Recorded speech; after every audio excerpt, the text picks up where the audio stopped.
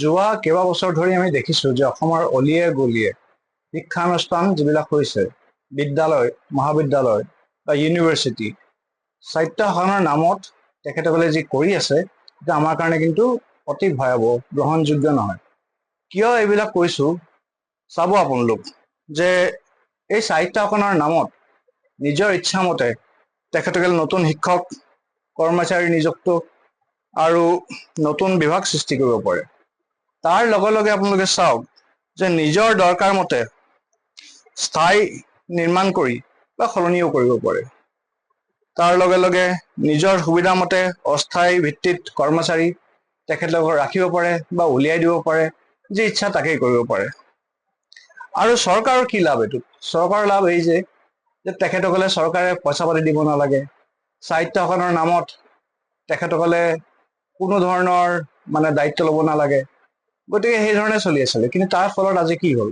আমি আজি চালো যে গুৱাহাটী বিশ্ববিদ্যালয়ত মাচুল বৃদ্ধি কৰা হৈছে। ইফালে আপুনি চাওক, মূল্য বৃদ্ধি হৈছেই, পেট্ৰল ডিজেলৰ দাম বাঢ়িছে। তাৰ লগে লগে যদি মাচুল বৃদ্ধি হয়, সাধাৰণ ঘৰৰ ল'ৰা ছোৱালীবিলাকে কেনেকে পঢ়া শুনা কৰিব?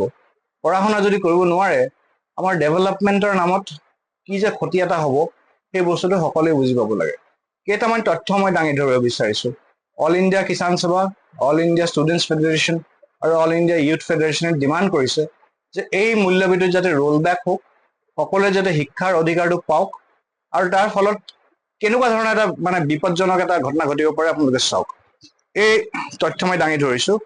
আগতে এডমিশ্যনৰ মাচুল আছিলে বছৰি ৭,৫০০ টকা। এতিয়া প্ৰতি ৬ মাহৰ মূৰে মূৰে দিব লাগিব ১২,৫০০ টকা পৰা ১৮,৫০০ টকা, হয়নে? তাৰ বছৰে দিব লাগিব ২৫,০০০ টকাৰ পৰা ২৯,০০০ টকা। এইটো ভাবি চাওক আপোনালোকে। তাতোতকৈ ভয়ানক কথাটো হ'ল যে কমাৰ্চৰ ছাত্ৰ ছাত্ৰীৰ পৰা প্ৰতি ৬ মাহত নিব ২৫,০০০ টকা, অৰ্থাৎ প্ৰতি বছৰে দিব লাগিব ৫০,০০০ টকা। মাইক্ৰ'বায়লজিৰ ছাত্ৰ ছাত্ৰীয়ে প্ৰতি ৬ মাহত দিব লাগিব ৩০,২৫০ টকা, অৰ্থাৎ প্ৰতি বছৰে দিব লাগিব ৬০,৫০০ টকা। ভাবি চাওক।